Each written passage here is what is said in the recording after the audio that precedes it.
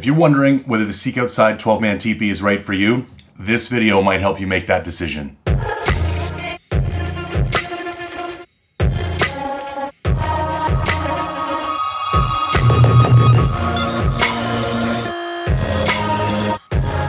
Welcome back to The Mindful Hunter. I'm your host as always, Jay Nichol.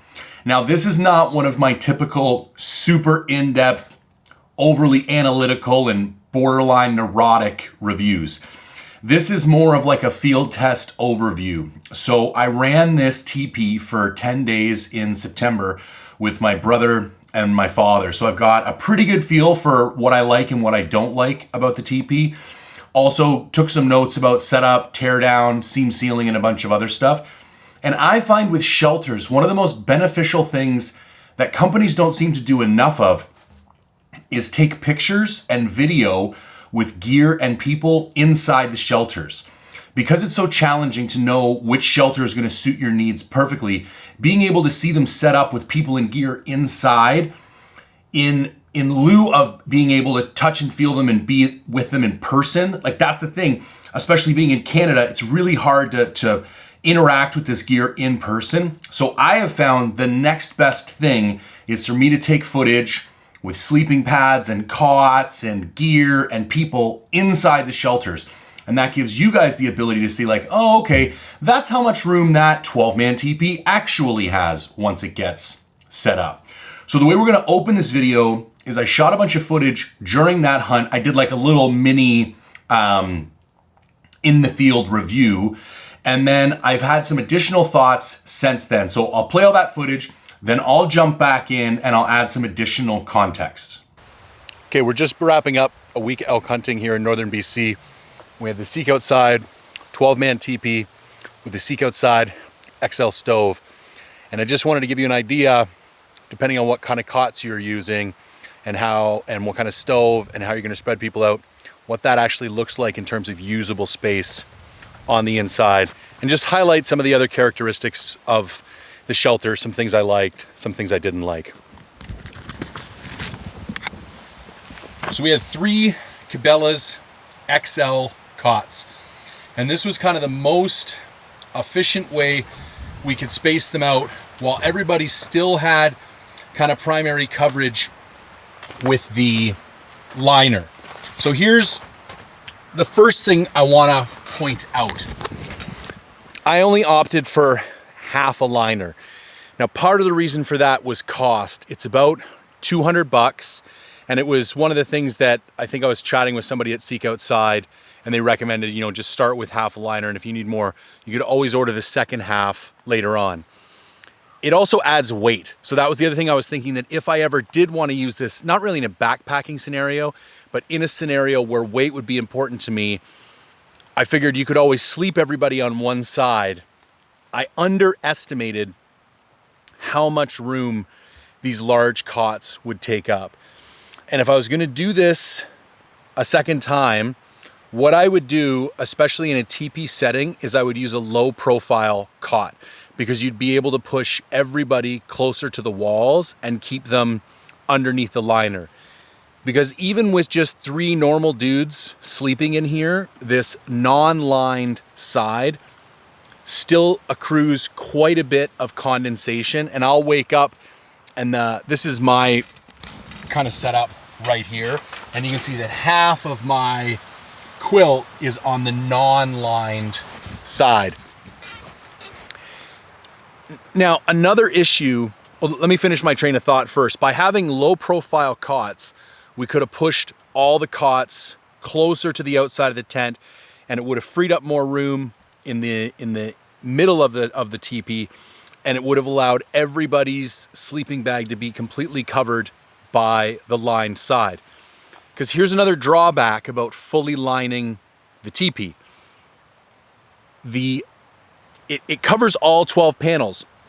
So when you go to fold back this door panel here, for example, you don't have access to the door closing pins. And the reason I know that is that on particularly warm days, we try to open this second door here, and we can't tie back this door. You can kind of jury rig it, and you could actually just not string this one panel and you could fold it back, but then you're gonna have panels that aren't lined, and they're still going to, you know, exhibit all the characteristics of condensation that you're trying to get away from with the liner. So what I'm trying to say is there's no way to line this whole teepee and still be able to fold back the doors. Just something to take into consideration, because I still think I do actually believe in just lining half the teepee. And instead of lining it all and sticking with the big cots, I would stick with the half liner and go with the low profile cots. Now, the XL stove, it did not get particularly cold on this hunt. And the XL stove was more than enough. We actually just bought the, you know, like the compressed wood chip fire logs, and we've just put in a 4 to 6 inch piece in there every night while we had dinner. I think the next size up from this is the Big Mama. I think you would have to need pretty frigid conditions in order to necessitate that large of a stove. I think the XL worked very well. I'm sure I'll think about more when I put this review together that I want to go over. I can talk about the seam sealing later on. That was kind of problematic. So one more time, I'll just show you exactly what you get as far as space. So here's the exact middle of the tent. Front door, one XL cot, a second XL cot, third XL cot, and we do have enough room for 3 camping chairs here. And again, you think you would have more room, but your head sticks up off the back of the camping chair. So these need to be out, 8 inches. Which does mean you have a lot of dead space back here. Now on this hunt, we have access to the pickup truck right behind me. So we were able to keep most of our supplies in the back of the pickup truck. But I did think to myself that if it was a fly-in hunt and you had to keep all your stuff inside the teepee, all that dead space would be great for storage because you don't need much headroom. So it wouldn't necessarily be dead space. So there you go. Seek Outside, 12-man teepee with a Seek Outside XL stove. Overall, super happy with the setup. So there's a nice general over the teepee. You saw how big it was. I think the main takeaway there is that full-size cots are not the right choice for an angled walled shelter like a teepee. I think for straight walled shelters like wall tents, they make a lot of sense, but I think you just lose so much usable room that you gotta go with a mid or low profile cot. I also wanted to make some additional notes about the stove. As I noted, we were using those prefab like stove logs. I think for a truck hunt or a fly-in hunt, those things worked phenomenally well. Super easy, no bullshit, just, hunk off a piece, light it up. It was super easy. Those stoves kick off a ton of heat. I think that XL stove for that size of teepee is perfect. I definitely wouldn't want something bigger. I wouldn't want to lose any additional space. And I don't think you're going to run into a situation where that XL stove isn't going to be able to keep up with the demands of that much space, kind of no matter how cold it gets. So I would pretty strongly recommend that XL stove paired with that teepee. Now, I also wanted to touch on the wind firmness or kind of the wind resistance of the shelter. Super impressed. I thought for sure with like 4 feet of chimney sticking out the top, we were going to come back and that thing was going to be toppled over one day, or at least bent in half, or something was going to have gone wrong. And there was a couple days where there was like real legit wind. And I got to say that the thing took it like a tank. We slept in it during wind, never had any problem. The stovepipe never bent over, didn't have a problem. Once or twice I had a couple stakes come out, but if you notice, we were on like a rehabbed oil lease and gas lease. And so super hard packed ground, not ideal for the stakes. I think under normal conditions with something that had a bit more bite, you're not gonna have an issue. And the nice thing was at least, like one stake would come out and you just put the one stake back in. So overall, super impressed at the wind performance. Now, I will say there's not a lot of differentiation in this market. Like one sil nylon Tipi is going to be pretty similar to another sil nylon Tipi. The manufacturing is fairly similar. The fabrics and the materials that they're using are somewhat similar. So I can't really say that the Seek Outside is any better than another one.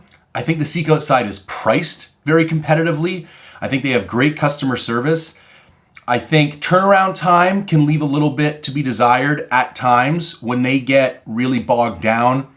You could definitely wait a month or two for a shelter at times. I think I got mine in 3.5 weeks and I ordered it in like May or something. So I was like, I wasn't even going to use it till September. I didn't even care.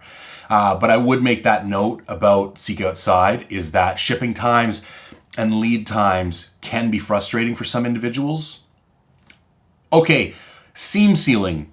In hindsight, I would just pay them to seam seal it for the $100. Man, it's a pain in the ass. With a shelter that big, like if we're talking like a 1 or 2 man shelter, might take you an hour or two, okay, then maybe it's worth saving the money. It took me multiple days to seam seal this thing. I had to try multiple different methods, and it was just a huge pain in the ass. And a pain in the ass I would have gladly paid $100 in hindsight to not deal with. That being said, the best method for seam sealing is to tie a rope, a piece of paracord, to something permanently and put a carabiner on it. And then you can put the tab loop that's at the top of the teepee to that carabiner and then stake out 2 stake loops at a time, giving you 2 seams to seam seal. Seam seal those, let it dry for an hour or two, take those stakes out, rotate it one panel, stake it back in, and just rinse and repeat until the whole thing is done. I'm telling you, with a shelter this size, I tried setting it up. I tried setting it up inside out. I tried all the different methods that you see. They all sucked. They all resulted in like seam sealer dripping everywhere, and it was a nightmare. Here's another thing. Go get a handful of really cheap paint brushes, the little ones that are like a 1/2 inch wide, preferably rather firm, and get some latex gloves because you're gonna get seam sealer all over yourself. And having some protection for your hands and having the brush to push the seam sealer into the seams is gonna help significantly. Another thing I wanna make a quick note about is setup and tear down. So you're gonna see a bunch of different methods on their website. I found the most efficient method to do this, and it requires a pre-measurement. You need to figure out how long your center pole needs to be for the size of your teepee. Once you've figured that out, you set up all your poles, like you put your big center pole together because all the kind of little eyelets are gonna be at a different spot. Get it set up, have it measured, and then I drew little Sharpie circles everywhere the little eyelets were supposed to pop through. This will make sense once I go to set it up. Because otherwise, if you don't have like 104 inch or whatever it is measuring tape on you to measure the height of the pole, you really have no way in the field of measuring the height of that internal pole with any accuracy. So pre-set up the pole, mark the pole with markings about where the little eyelets need to pop into to give you the correct length. And then what I found, pick the center spot of where you're gonna set up your shelter and put a stake in there. And then lay the pole down flat in 4 directions. And at the end, each time you lay it down, pop in a stake. And what this is gonna do is gonna give you the radius measurement of your shelter in 4 different locations. Then you can, with your teepee laying on the ground, you can put in 4 stakes and then slide the pole up in the middle. That'll hold your pole up, and then you pop in the rest of your stakes. You might have to move around a couple inches once you get them set up, but I call this the radius method, and in my experience with a shelter this large, that's the most efficient way of setting it up. So there you have it. A brief overview of the Seek Outside 12-man teepee. I think there's a lot of great things about teepees. They're lighter than wall tents. They're fairly easy to heat with an ultralight stove. They're certainly less expensive than some wall tent options. They're great for fly-in hunts. They're great for truck hunts. You can fit a lot of people. You can fit a lot of gear. Again, I feel pretty strongly that the half liner is sufficient, and that's the best option to give you sufficient condensation coverage without making your shelter overly bulky or a pain in the ass because you gotta pop holes for doors and a bunch of weird stuff. I think that XL stove is a great choice. And like I say, I think Seek Outside has built a really great product. I think it's reasonably priced. And overall, I think they're a great company. As always, if you have any questions, let me know, jay@mindfulhunter.com, or you can send me a comment on Instagram, mindful_hunter, or probably the most efficient way is drop a note in the comments below and I'll do my best to get back to you. And as always, thanks for tuning in.